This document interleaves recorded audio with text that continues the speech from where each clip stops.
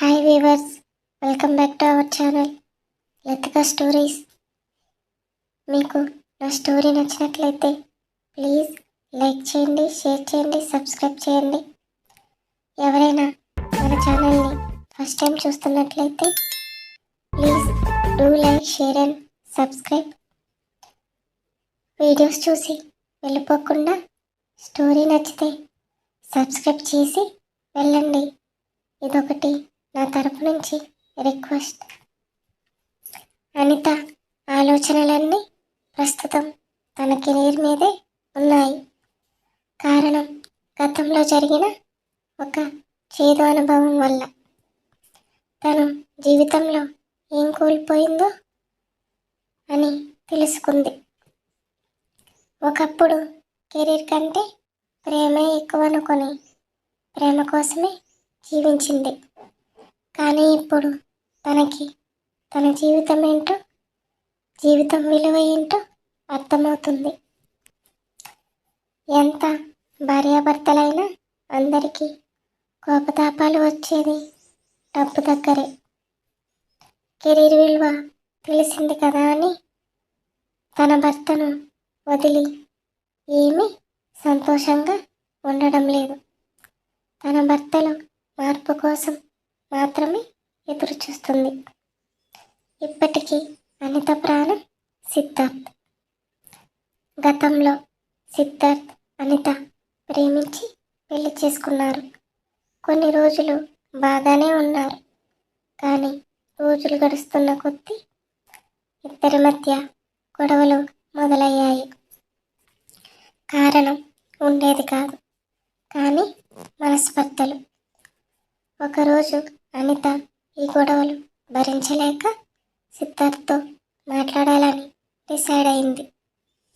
అనిత, సిద్ధార్థ్, నేను నీతో కొంచెం మాట్లాడాలి. సిద్ధార్థ్, నాకిప్పుడు మాట్లాడే మూడు లేదు. ప్లీజ్ నన్ను ఒంటరిగా వదిలే. అనిత, ఒకసారి నేను చెప్పేది విను. సిద్ధార్థ్, ఒకసారి చెప్తే నీకు అర్థం కాదా?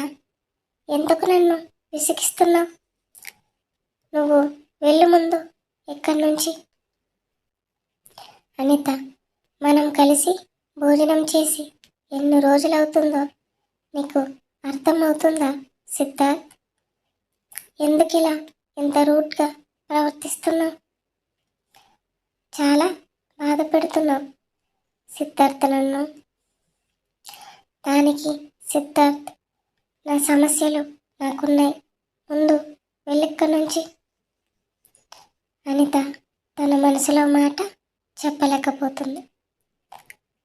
ప్రస్తుతం ఆ రోజు రాత్రి ఇద్దరు భోజనం చేయలేదు. వండిన భోజనం అలాగే ఉంది. కొద్ది రోజుల వరకు ఇద్దరి మధ్య మౌనం. మాటలు లేవు సరికదా. ఒకరి మొహం ఒకరు చూసుకోవడమే మర్చిపోయారు. ఒకే ఇంట్లో కలిసి ఉంటున్నా ఎవరికి ఎవరు ఏమీ కానట్టు ఉన్నారు. కానీ అనితకి ఇదంతా భరించడం చాలా కష్టంగా ఉంది. ఇటు పుట్టింటి వాళ్ళకి చెప్పుకోలేక, అటు సిద్ధార్థ్ ప్రవర్తనలో మార్పు లేక వాళ్ళిద్దరి మధ్యలో చాలా నలిగిపోతుంది. బాధలని పంచుకొని తోడు ఉంటే ఏ బాధ పెద్దది అనిపించదు.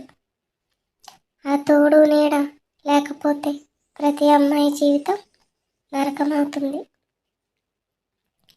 తర్వాత రోజు రాత్రి సిద్ధార్థ్ ఫుల్గా తాగి ఇంటికి వచ్చాడు. ఇంట్లో పెద్ద గొడవే జరిగింది. కోపంలో అనితని కొట్టాడు.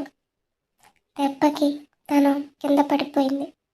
తాగిన మనసుతో ఏం మాట్లాడినా అర్థం ఉండదని మెల్లిగా పైకి లేచి సోఫాలో కూర్చుంది. సిద్ధార్థ్ గదిలోకి వెళ్ళి నిద్రపోతున్నాడు. అనిత బాగా ఆలోచించి ఒక నిర్ణయం తీసుకుంది. ఉదయం సిద్ధార్థ్ లేచిన తర్వాత తనకి చెప్పాలి అనుకుని అలాగే సోఫాలో నిద్రపోయింది. ఉదయం సిద్ధార్థ్ నిద్రలేచి బయటకు వచ్చిన తరువాత హాల్లో మొత్తం రక్తం మరకలు ఉన్నాయి. రాత్రి ఏం జరిగిందో ఎంత గుర్తు తెచ్చుకున్నా తనకి గుర్తు రావడం లేదు. సోఫాలో స్పృహ లేకుండా అనిత పడి ఉండడం చూసి కంగారుగా వెళ్ళి నిద్రలేపాడు. కానీ ఎంతకీ కళ్ళు తెరవలేదు. భయంతో అలాగే చేతిలోకి తీసుకుని హాస్పిటల్కి తీసుకుని వెళ్ళాడు. డాక్టర్, నా వైఫ్కి ఏమైందో ఒకసారి చెక్ చేసి చెప్పండి, కళ్ళు అసలు తెరవడం లేదు.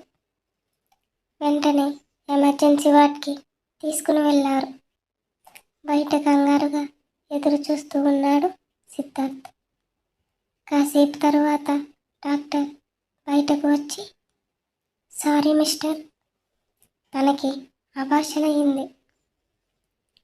కడుపులో పిండం పగిలిపోయింది. ఎవరో గట్టిగా కడుపు మీద తన్నినట్టున్నారు. అందుకే స్పృహ లేకుండా ఉంది. రాత్రంతా బ్లీడింగ్ అయింది. మిస్టర్, తను మీ భార్య కదా, జాగ్రత్తగా చూసుకోలేరా కడుపుతో ఉండే అమ్మాయిని? సిద్ధార్థ్, డాక్టర్, అసలు మీరు ఏమంటున్నారు? తను గర్భవతి ఏంటి? డాక్టర్, అవును మిస్టర్, తనకిప్పుడు 3వ నెల. ఈ సమయంలో చాలా జాగ్రత్తగా ఉండాలి. కానీ ఇప్పుడు ఇలా అయింది. తను చాలా డిప్రెషన్లోకి వెళ్ళే ఛాన్స్ ఉంది. జాగ్రత్తగా చూసుకోండి. సిద్ధార్థ్, ఓకే డాక్టర్, అలాగే. అంటే ఆ రోజు రాత్రి నాతో మాట్లాడాలనుకున్న విషయం ఇదేనా? ఇది తెలియకుండా చాలా బాధ పెట్టాను. రాత్రి కూడా తాగి ఇంటికి వెళ్ళాను. అంటే తాగిన మత్తులో కడుపులో తన్నాను తనని. ఇప్పుడు గుర్తుకు వస్తుంది. అయ్యో అనిత, నన్ను క్షమించు. నాకు తెలియకుండా జరిగింది. తాగిన మత్తులో కొట్టాను, కానీ కావాలనే కాదు. అసలు నువ్వు గర్భవతివని తెలియదురా. నేను చేతులారా నేనే నా బిడ్డని చంపేసుకున్నాను.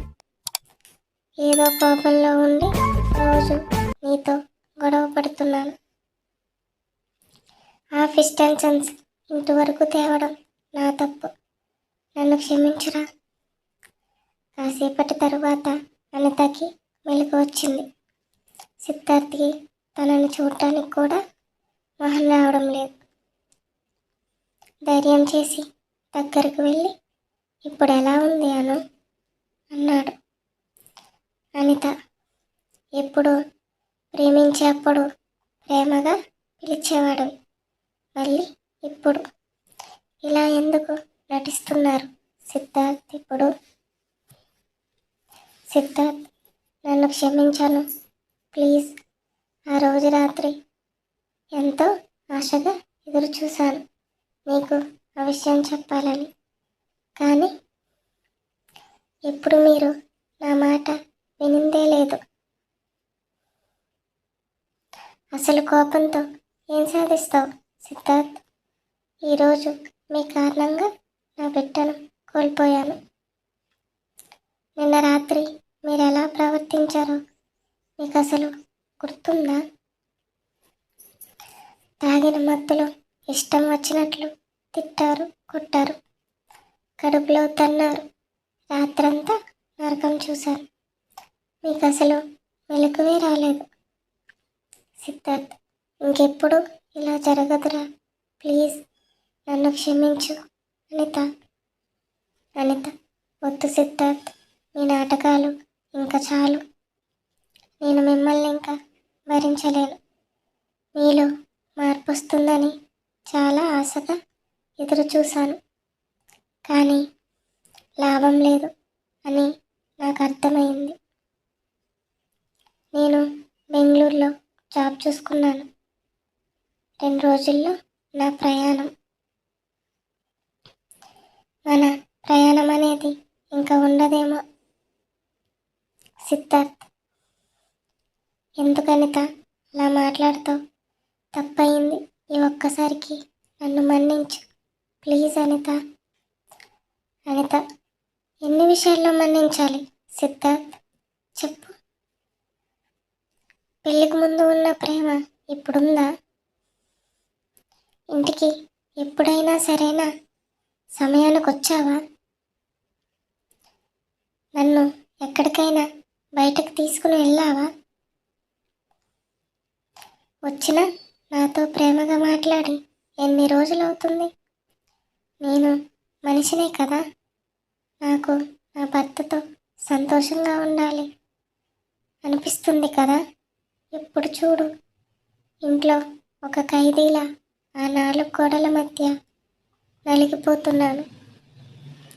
ఇవన్నీ నీకు ఎప్పటికీ అర్థం కావు, ఎంత చెప్పినా. సిద్ధార్థ్, పెళ్ళికి ముందు ఉన్న ప్రేమ పెళ్ళి తర్వాత బాధ్యతగా మారుతుంది అనిత. అనిత, బాధ్యతగా అంటే ఎలా? కోపంగా ఎప్పుడు ఏదో ఒకటి అంటూ ఉండడమా?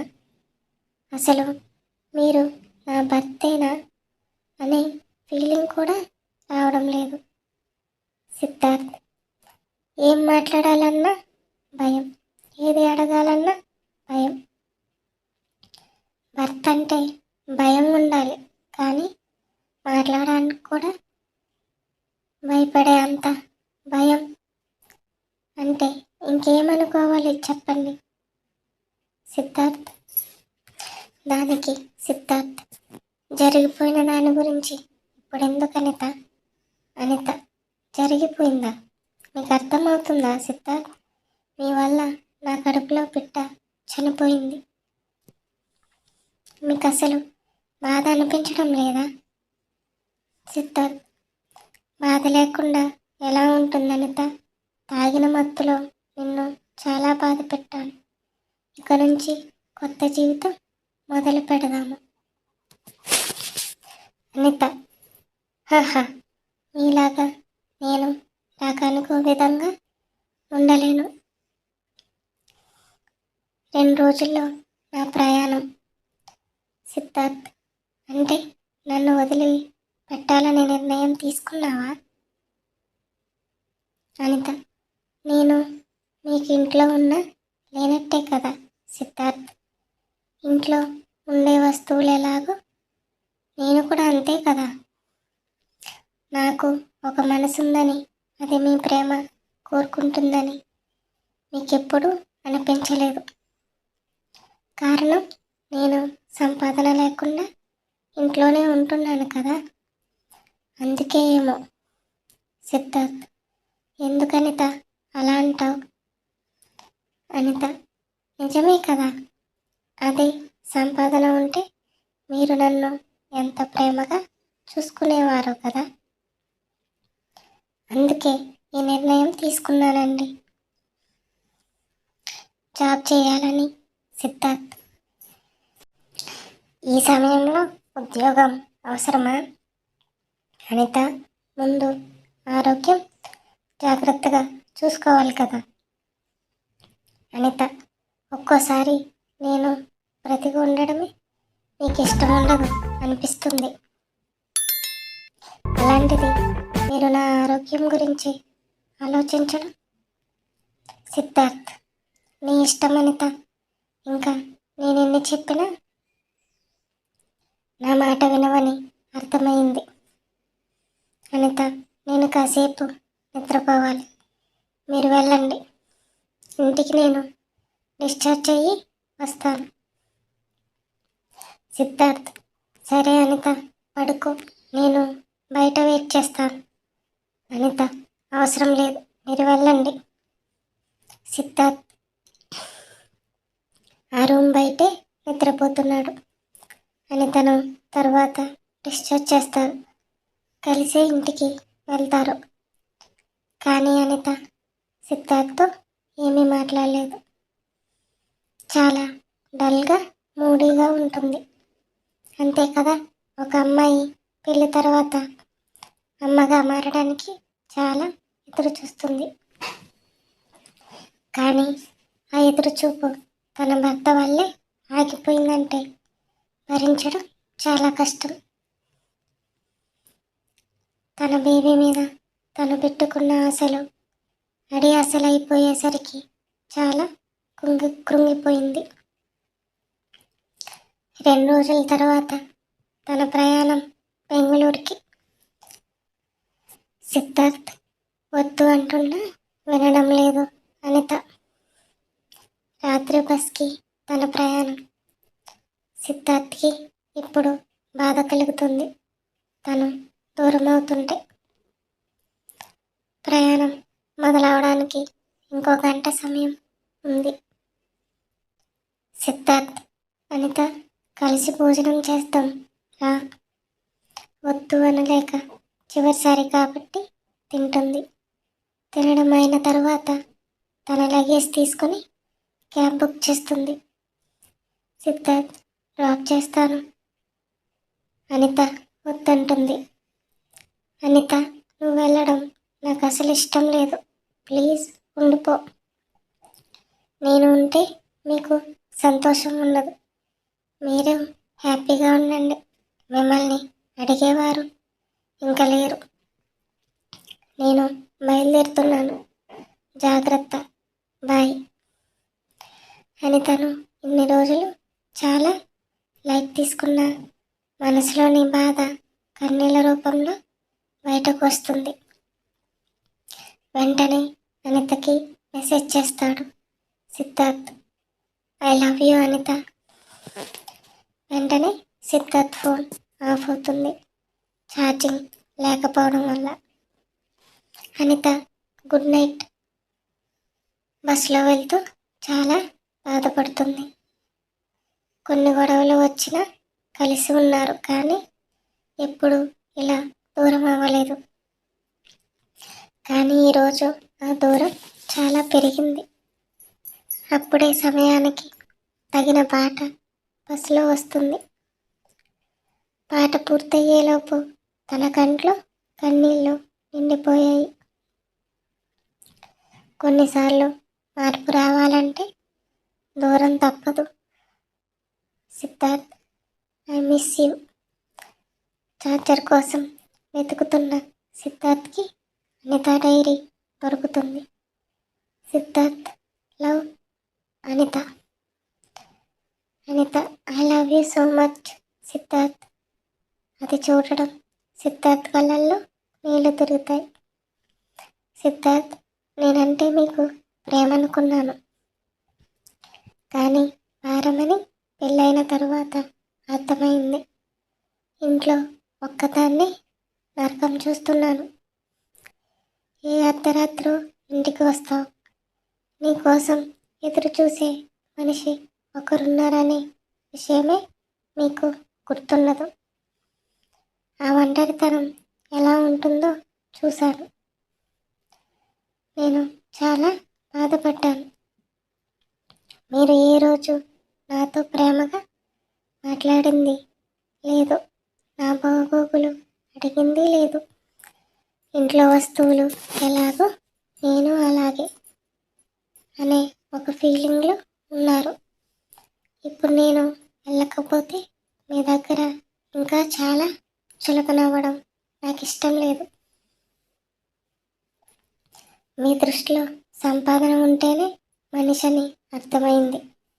అందుకే సంపాదించాలి అనుకుంటున్నాను. నేను గర్భవతిని తెలిసిన తర్వాత మీలో మార్పు వస్తుందని అనుకున్నాను, కానీ నాకు అమ్మని పిలుపునే దూరం చేస్తారని అనుకోలేదు. మీరంటే నాకు ఇప్పటికీ ఇష్టమే సిద్ధార్థ్. నేను మాత్రమే వెళ్తున్నాను. నా ప్రాణం మీ దగ్గరే ఉంది. ఏదో ఒకరోజు మీలో నిజమైన మార్పు వస్తుందని ఆశిస్తున్నాను. అప్పుడే నేను మీ దగ్గరికి వస్తాను. సంపాదన ఉంటేనే మీ దృష్టిలో మనిషినని చెప్పకనే చెప్పారు. థ్యాంక్స్ సిద్ధార్థ్. నా వల్ల మీరు బాధపడి ఉంటే నన్ను క్షమించండి. ఉంటాను. I love you so much Siddharth గారు. ప్రేమతో మీ అనిత. సిద్ధార్థ్ కళ్ళల్లో నీళ్లు. భూమి గుండ్రంగా తిరుగుతున్నట్టు ఉంది. అలా రోజులు గడుస్తున్న కొద్దీ సిద్ధార్థ్ ఒంటరిగా ఆ ఇంట్లో ఉండలేకపోయాడు. ఎటు చూసినా అనిత గుర్తులు. మనిషి ఉన్నప్పుడు కంటే వాళ్ళు లేనప్పుడే వెలుతుగా ఉంటుందని ఇప్పుడు సిద్ధార్థ్కి బాగా అర్థమైంది. వెంటనే ఇల్లు ఖాళీ చేసి తను కూడా బెంగళూరు వెళ్ళిపోయాడు. అనిత ఎక్కడ ఉన్నా తనని కలుసుకోవాలని. కానీ ఎంత వెతికినా లాభం లేకుండా పోయింది. అసలు అనిత బెంగళూరులో లేదు. బెంగళూరులోనే జాబ్ చేస్తూ ఉన్నప్పుడు మంచి అవకాశం రావడంతో అమెరికా వెళ్ళిపోయింది. ఇప్పుడు తన సంపాదన నెలకు అక్షరాల 10 లక్షలు. ఒకరోజు సిద్ధార్థ్కి ఫోన్ చేసింది. ఎలా ఉన్నారు? నేనిప్పుడు అమెరికాలో ఉన్నానని అంటూ. సిద్ధార్థ్, నన్ను వదిలి వెళ్ళి సంతోషంగా ఉన్నావా అనిత? దానికి అనిత, నేను లేకపోతే మీరు సంతోషం కదా సిద్ధార్థ్. సిద్ధార్థ్ విసుగ్గా, గతాన్ని తీయకు అనిత. బెంగళూరు వచ్చి నీకోసం నేను ఇక్కడికి వచ్చేసాను. దూరంగా ఉంటేనే ప్రేమ ఉంటుందంటే ఆ దూరమే బాగుంది సిద్ధార్థ్. ఇప్పుడు లేనిది ఇప్పుడు మీరు నా కోసం ఆలోచిస్తున్నారు. నాకది చాలు అంటుంది అనిత. అంతేకాకుండా నేను రావడానికి ఇంకా 10 నెలలు పడుతుంది సిద్ధార్థ్. నీకోసం ఎన్ని నెలలు సంవత్సరాలైనా ఎదురు చూస్తాను అనిత. I love you. చాలా కొత్తగా కనబడుతున్నారు ఇప్పుడు మీరు. సిద్ధార్థ్, నీ ప్రేమ కోసం ఎదురు చూస్తూ ఉంటాను. బాయ్ అని ఫోన్ పెట్టేస్తాడు. అలా 10 నెలలు గడిచిన తరువాత అనిత సిద్ధార్థ్ బెంగళూరులోనే కాపురం పెట్టారు. ఇద్దరు మంచి అండర్స్టాండింగ్తో చాలా సంతోషంగా ఉన్నారు. ఎప్పుడు ఫ్రెండ్స్ ఫ్రెండ్స్ అని తిరిగే సిద్ధార్థ్ ఇప్పుడు అనిత అనిత అంటూ అనిత వెనక్కి తిరుగుతున్నాడు. భార్య స్థానం భార్యకి ఇవ్వాలి, లేకపోతే ఆ బంధానికి విలువ ఉండదు. మీకోసం ఎదురు చూసే వాళ్ళల్లో మొదటి స్థానం అమ్మది అయితే